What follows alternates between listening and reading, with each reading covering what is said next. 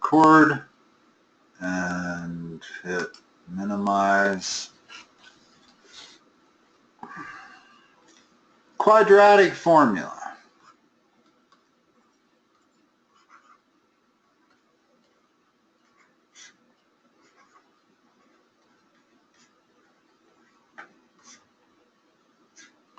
You want to memorize this. You're going to need to have this memorized for your test. Already got it. I have a song and everything. Good. Now, this has its own name. That's what's called the discriminant. And the reason is it has its own name is because it's very important whether that's a positive number, a negative number, or equal to 0. Notice that if it's a negative number, we're going to have imaginary answers. We're going to have a complex answer, which is I. Have you had imaginary numbers? No. Well, a little bit. Well, let's talk about what imaginary numbers is.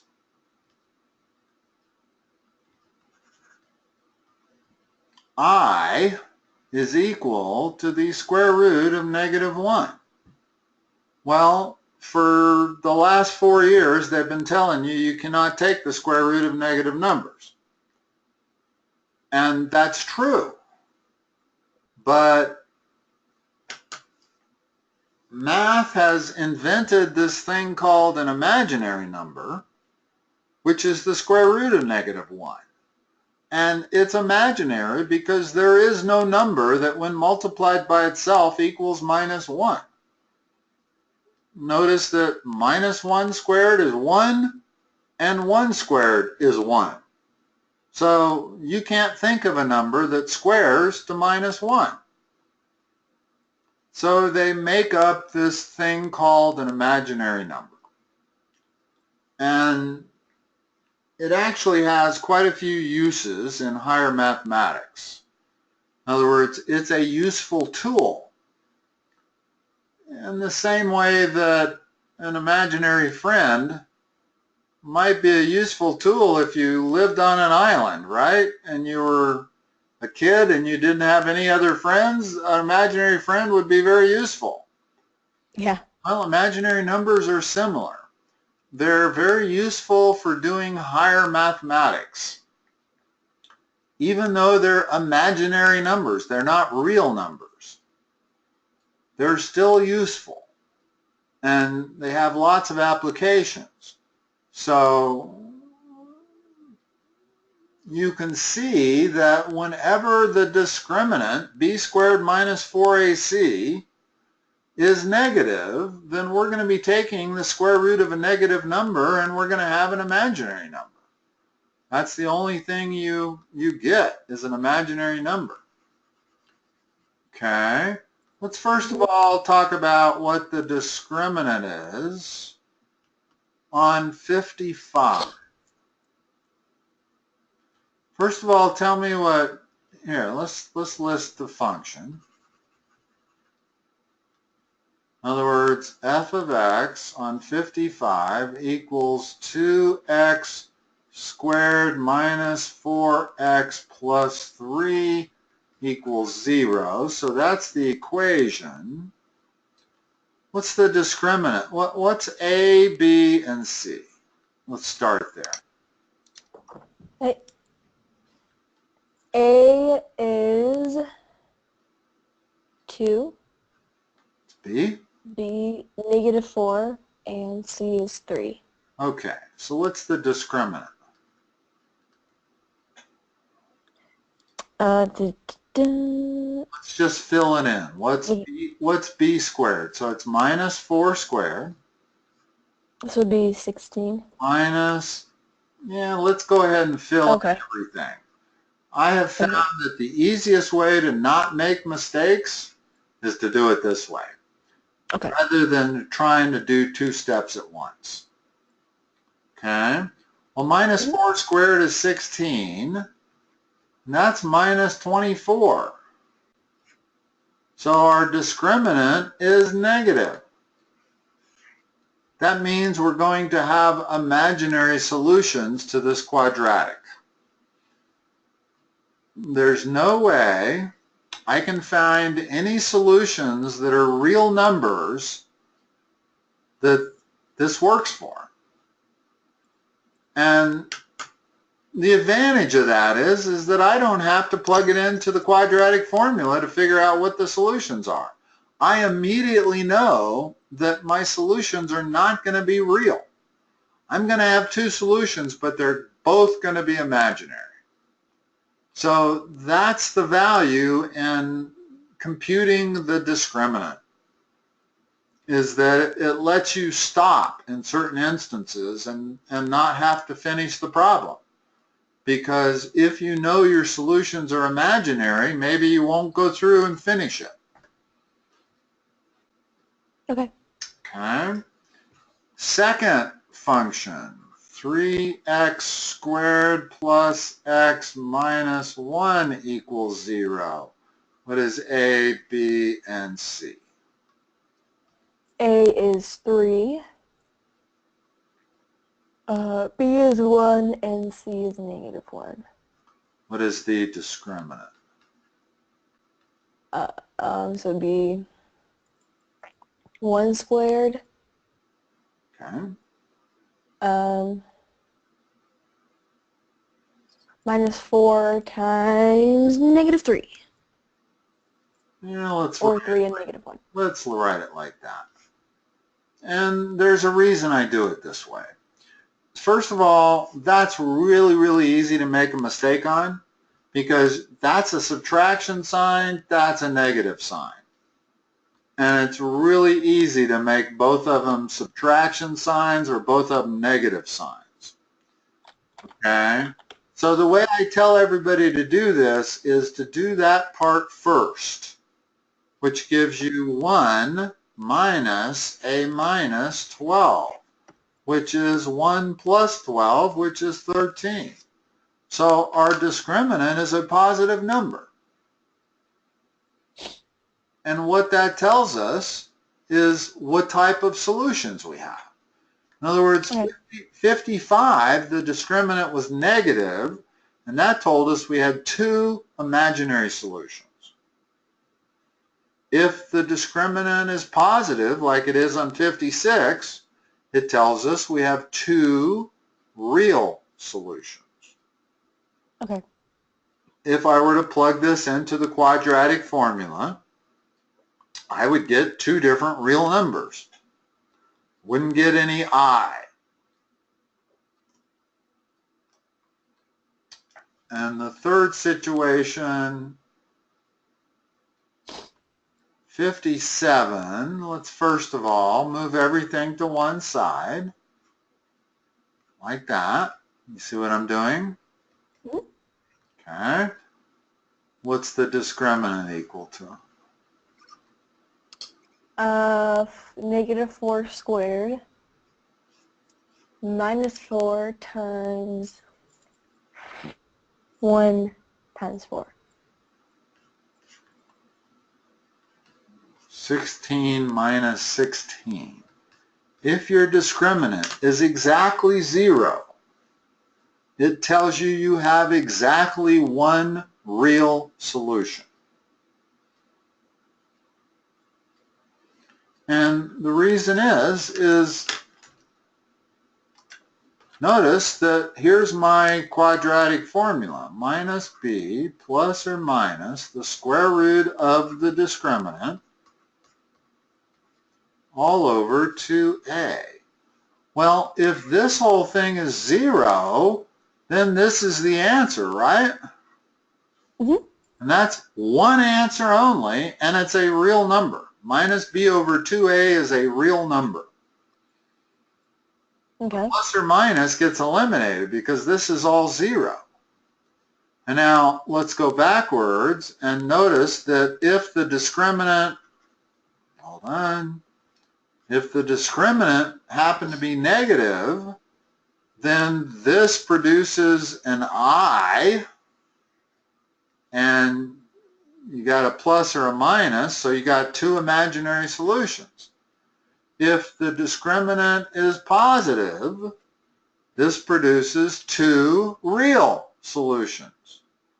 But if the discriminant is exactly 0, this term goes away and you end up with just that, and that is one real solution. Awesome. So that's why we care about the discriminant, is because a lot of times you don't have to go through the math of the quadratic formula if you can immediately tell that you're going to have two imaginary solutions.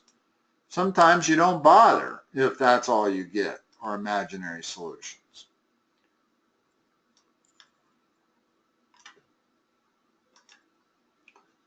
All right, 58. Find the solutions in problem 55. All right, so we had this.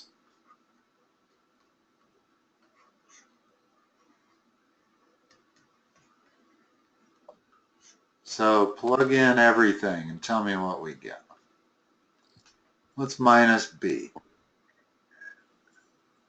55, it'd be just 4. Plus square root of 4, negative 4 squared. That's 16 minus Okay. 4 times a, which is 2, 2. times 3, all over 2a, which is 4. Okay, now let's do the math. That gives us 4 plus or minus the square root of negative 8 all over 4. So we've got to turn that into an imaginary number. Now let's talk about what is the square root of minus 8. The way to do these with imaginary numbers is to always factor the minus 1 out, like that, and that leaves the positive number, right? Mm-hmm. In other words, I can always do that. Well, square root of 8 is the same as 2 root 2, but the square root of negative 1 is I. So there's my answer. That's at least one of the answers. Well, excuse me. That's the answer for square root of minus 8, is 2 root 2I. Okay, so let me write that in there because that's not, we're not finished. So I got 4 plus or minus, that was 2 root 2. Usually you write it like that. You write the real part as the coefficient, you write the imaginary part outside the radical sign, just like that. Now, that's not simplified. What can I do? Would you cross out the 4? No. Yeah. Can't divide top and bottom by 4, but I can divide top and bottom by 2. And that gives me this. Make sure you understand how I got that. Okay. In other words, I divided the bottom by 2, I divided the top by 2. Okay. Okay? And this is your answer. In other words, x equals this. Notice that it's two different answers. It's 2 plus root 2I divided by 2, and it's 2 minus root 2I divided by 2. Both answers are imaginary. Now, it's worth knowing what imaginary answers look like when you're graphing. Well, it means you don't cross the x-axis. If I had a quadratic, we know that quadratics look like parabolas, right? Mm-hmm. All quadratics, this is a quadratic. It's going to look like a parabola. But if it only has imaginary solutions, it does not have any x-intercepts. And it looks just like something like this. Or maybe it's over here. Who knows? But it does not cross the x-axis. So know that imaginary solutions do not cross the x-axis. If I have a parabola that looks like that, Well, I know I have a real solution there and a real solution there for the zeros. And that's what we're going to get on 56. So 56, let's solve.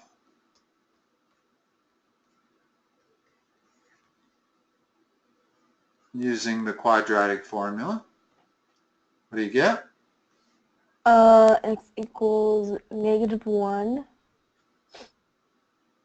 plus or minus the square root of 1 squared, so 1, minus 4 times 3 times -1 over 2. Over 2a. Oh, okay, so 6. A is 3.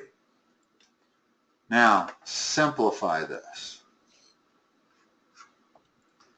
So it'd be -1 plus or minus the square root of -11. Now, always do these the same way, just because it's so easy to make a mistake. Do that part first. What do you get?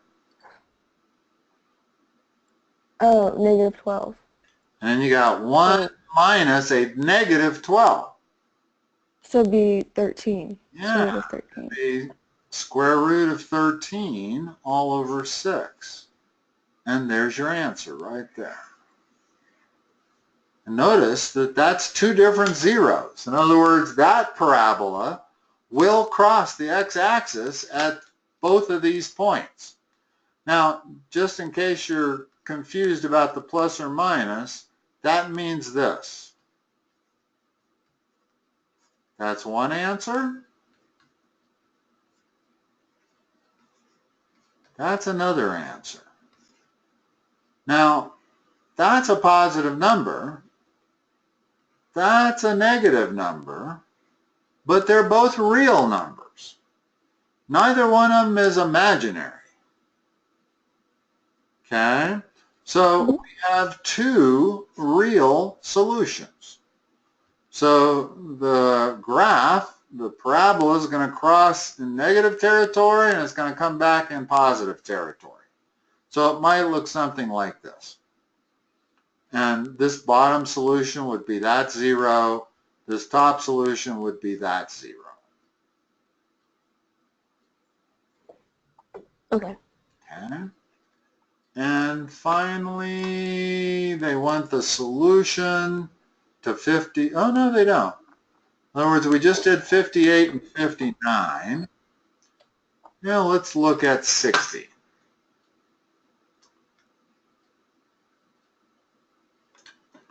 A box is 2 feet high and 5 feet longer than it is wide. And its volume is 100 cubic feet. Find its width, I presume, is what that's going to say. Yeah, so let's draw the box.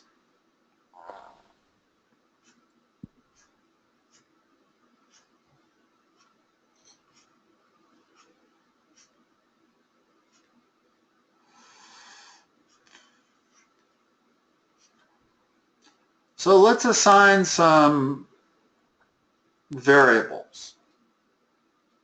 Box is 2 feet high, so I know that's 2. How wide is it? 5 feet longer. It's 5 feet longer than it is wide. So 5x? Yeah, well, just x. That's how wide it is. Oh, okay. It's 5 feet longer than it is wide, so this is x plus 5. So there's our 3 dimensions on the box. And if I confused width with length, it would not matter, right? In other words, I could make this the length or the width and call it x, and I can make this the length and call it x plus 5. What is the volume of that box? 100 cubic feet. Based on everything that I've drawn. 2 times what? X plus 5. Well, 2 times x plus 5. In other words, volume is always width times length times height. Right? Okay. Yeah. And then they're telling us the volume is 100. So now I've got this. So if I want to solve for what x is, notice what I'm looking at is a quadratic formula. So let's solve this.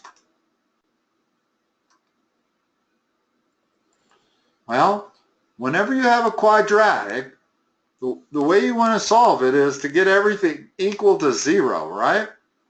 Mm-hmm. Well, what does that give us? First of all, I got 2x times this, that's 2x squared. Then I got 2x times 5, that's plus 10x. So that's what I'm looking at the moment. Now I'm going to divide everything by 2. Just, you always want to simplify these if you can. Now I'm going to put everything on one side. So I've got x squared plus 5x minus 50 equals 0. Now, can I solve this by factoring, or do I need to use the quadratic formula? You can factor it, can't you? Yes, you can. It's always easier. If you can factor it, it's always going to be easier than using the quadratic formula. Now, factoring. Split up the x's. Determine both signs. What are both signs? You might have learned a different method for factoring. I have to admit my method is a little bit unusual and unique, but trust me, it is the easiest to understand of any of the methods that they teach for factoring. So you would be well served by learning my method. That's all I can say. Okay, I don't even like to teach the California method or the diamond method because they are so complex and complicated that nobody remembers them. Everybody hates them. I do too. But my method is pretty simple. If the coefficient of x squared is 1, then my method is really simple. First step, split up the x's. Second step, what are both signs? What do both signs have to be? Negative. Opposite. Opposite. Because otherwise you would not produce a minus 50. Remember what factoring is. It's the opposite of FOILing. In other words, whatever numbers I put in here, if I were to FOIL them back together again, they have to come out to be minus 50. And the only way that's possible is if you have a minus times a plus. Now, my third step is I want factors of 50 that subtract, because that and the minus sign, to the number 5. Well, factors of 50 that subtract to 5 are 10 and 5, right?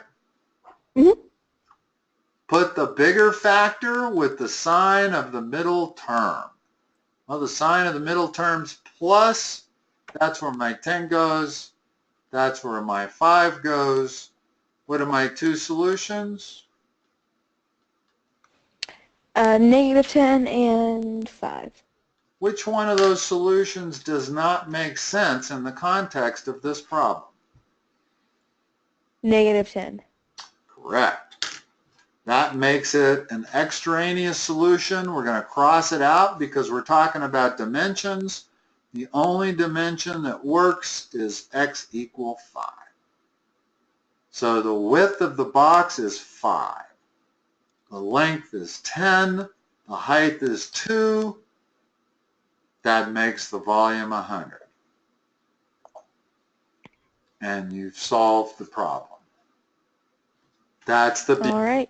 That's the beauty of quadratics, is you can factor them and come up with a solution. And in this one, we didn't need to use the quadratic formula. So it was a little bit easier. We were able to solve this by factoring. And if you can factor, you always want to do it. If I turn this into a 49 instead of a 50, well, I can't factor it. I got to then go through the quadratic solution.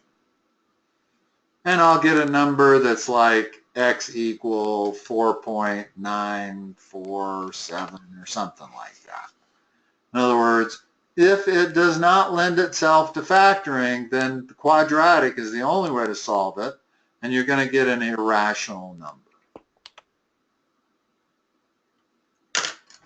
All right, Madison, I will make a note as to where we got through, and we'll pick it up next time. All right, sounds good. All right, bye-bye.